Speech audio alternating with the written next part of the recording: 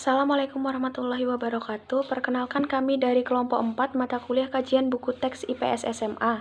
Saya sendiri di sini sebagai moderator akan memperkenalkan anggota saya, yaitu Bagus Prayoga, saya sendiri Fikri Ulansari, dan Zainul Muklis. Saya akan mempresentasikan hasil diskusi kelompok kami dengan materi peran pelaku ekonomi dalam kegiatan ekonomi.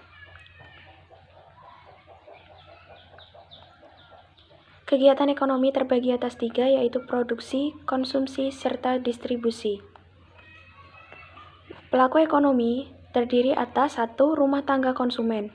Konsumsi adalah kegiatan menghabiskan atau mengurangi nilai guna suatu barang dan jasa.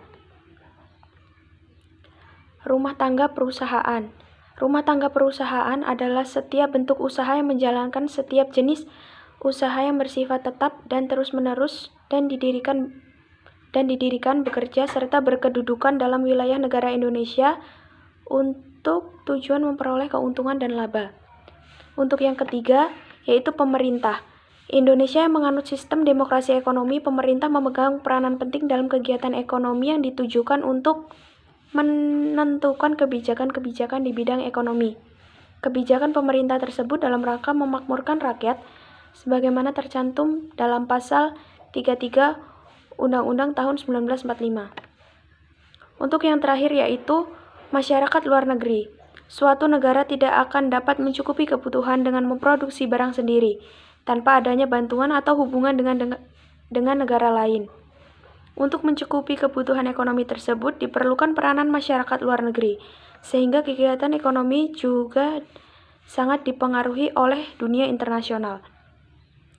Jadi, kegiatan ekonomi yang dilakukan oleh masyarakat luar negeri adalah kegiatan ekonomi internasional, meliputi segala kegiatan mengenai hubungan ekonomi antar negara, baik mengenai perdagangan internasional maupun lalu lintas pembayaran internasional, serta kerjasama ekonomi regional dan internasional. Kelayakan isi buku teks. Yang pertama, kesesuaian uraian materi dengan SK dan KD. Dalam buku teks ekonomi kelas 10 edisi revisi, uraian materi yang ada di dalamnya cukup dikatakan sesuai dengan standar kompetensi dan kompetensi dasar. Keluasan materi di mana pada awal bab diberikan gambaran materi dengan adanya penyajian peta konsep, definisi, prinsip, prosedur, contoh dan pelatihan. Yang kedua, keakuratan materi. Yang pertama, akurasi konsep dan definisi. Yang kedua, akurasi prinsip. Yang ketiga, akurasi prosedur.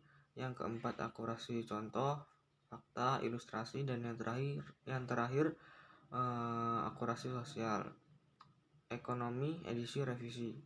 Yang pertama, akurasi konsep dan definisi dalam buku teks ilmu pengetahuan sosial ekonomi edisi revisi, yaitu konsep dan definisi dalam materi telah disajikan secara akurat dan tepat sehingga diharapkan siswa dapat mempelajari isi dalam buku tersebut dengan mudah.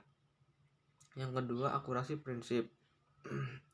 Buku ini dianalisis telah tersusun secara sistematis dan dirumuskan dengan akurat sehingga tidak menimbulkan multitafsir bagi siswa. Yang ketiga, akurasi prosedur dalam buku teks telah dirumuskan secara akurat sehingga siswa tidak melakukan kekeliruan secara sistematis dalam melakukan prosedur dalam materi pembelajaran. Pendukung pembelajaran. Materi pendukung pembelajaran pada buku teks ekonomi kelas 10 ini dapat dikatakan pada status layak. Akan tetapi terdapat sebuah catatan mengenai kurang menekankan pada aspek teknologi. Padahal seiring dengan perkembangan zaman yang tidak bisa jauh dari berbagai aspek teknologi, sehingga itu bisa menjadi catatan mengenai materi pendukung pembelajaran ini. Bahasa yang digunakan dalam penulisan buku teks IPS Ekonomi kelas 10 edisi revisi telah disusun secara menarik dan bahasa yang digunakan mudah untuk dipahami, sehingga siswa dapat memahami materi yang disampaikan dan dapat memperhatikannya dalam kehidupannya sehari-hari. Sedangkan untuk kelengkapan penyajian dibagi menjadi 3. Yang pertama, pendahuluan, Yang kedua daftar isi, dan yang ketiga daftar pustaka.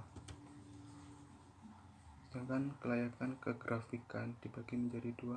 Yang pertama, ilustrasi. Ilustrasi adalah sarana pendukung dalam membuat buku yang diberikan penulis dengan maksud memberikan keterangan lebih eksplisit sebelum atau sesudah penulisan teks. Yang kedua, desain. Desain buku meliputi cover yang dapat menunjukkan identitas dan menarik bagi pembaca, layout yang menarik mempermudah dalam membaca alur informasi, warna yang dinamis dan tidak menyakitkan mata sehingga membaca, serta pemilihan font yang sesuai dan memiliki readability yang baik.